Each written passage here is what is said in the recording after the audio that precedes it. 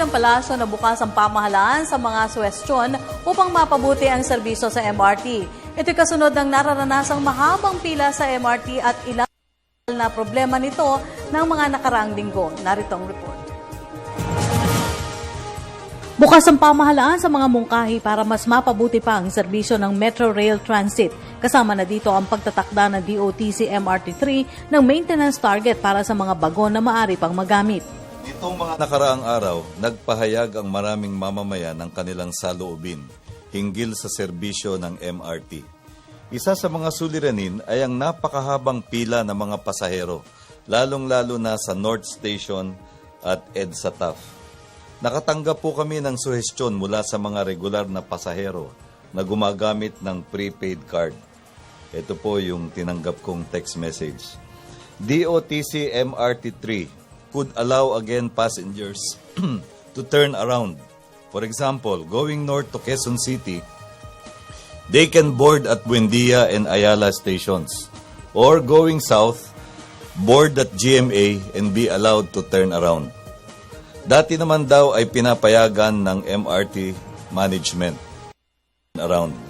At kung papayagan muli, mapapaikli ang mahabang pila, lalong-lalo na sa North Station at EDSA TAF. Kahit lang tig isang oras sa umaga at hapon sa panahon ng peak hours. Yun po ang suggestion. Ang aking tugon sa kaibigang nagbigay ng panukala, ipaparating natin sa pamunuan ng DOTC MRT3 ang suhestyon na ito. Nagsalita ang palasyo sa harap na rin ng mahabang pila sa MRT. Nauna nang humingi ng pangunawa ang pamahalaan sa publiko sa gitna na rin ng proseso na itaas ang kalidad ng serbisyo. Humihingi po kami ng paumanhin at pag-unawa sa ating mga kababayan sa kanilang dinaranas na sakripisyo araw-araw. Habang hinihintay ang pagdating ng mga bagong bagon, patuloy na sisikapin ng pamahalaan na maibsan ang problemang ito. Sa harap na rin ito na mungkahi na may alternatibo pang sasakyan sa kahabaan ng EDSA maliban sa MRT. Kaya nga po humingi tayo ng paumanhin at pag-unawa dahil nagkaroon ng misimpression arising from that single answer. Dito naman po sa ating palagiang talakayan, maaalala ninyo na makailang ulit na rin na itanong ito. No? At noon namang mga nakaraang pagkakataon, palagi nating pinaparating ang ating pagnanasa na mapahusay ang serbisyo sa MRT. No? Gaya na rin ng ating concern sa welfare ng ating mga mamamayan hinggil sa pang-araw-araw na mga suliranin. No? Kabilang na rin yung power rate hike.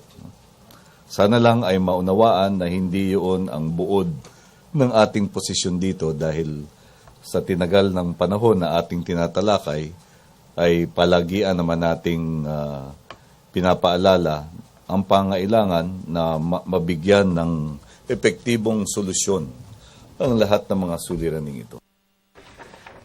Nagkaroon kasi ng panukala na dapat sumakay rin ang mga miyembro ng gabinete para maranasan ang pero gitnang kalihim nagawa na rin naman niya ito. Dati na kasing nanungkulan si Coloma sa DOTC noong 1989 hanggang 1990. Marami na rin pong panahon na tayo ay nagte-take din yan. No?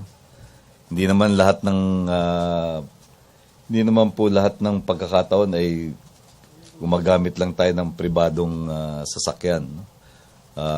Matagal na rin naman po tayong nakakakita ng mga ganyang suliranin dahil na rin ako'y nagkaroon ng pagkakataon na maglingkod din sa DOTC nung nakaraang paninilbihan ko sa gobyerno. And at one time, I had the opportunity to directly supervise the Light Rail Transit Administration. Kaya hindi naman po siguro kalabisan na sabihin na may pag-unawa po tayo sa araw-araw na sitwasyon na umiiral dyan. Sa kasalukuyan ay nasa proseso ang pamahalaan ng pagbili ng mahigit 40 bagon hanggang 2015. Git ni Coloma, prioridad ng Aquino Administration na ipagkaloob ang mabuting serbisyo at reforma kasama na ang mass transport sa mga.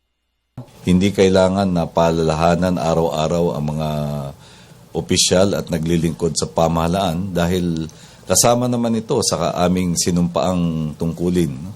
At Inaasahan po na ang aming paglilingkod ay magiging tapat at mahusay sa lahat ng pagkakataon. Ang ating pong pamahalaan din ngayon ay nagpapatupad ng performance-based management system, no, na kung saan yung mga kagawaran at mga ahensya ay mayroong performance contract. Kami pong mga cabinet secretaries, meron po kaming performance contract between ourselves and the President. At sakop po nun lahat ng mga ahensya na kabilang sa aming kagawaran o tanggapan. Para sa Telebisyon ng Bayan, Rocky Ignacio.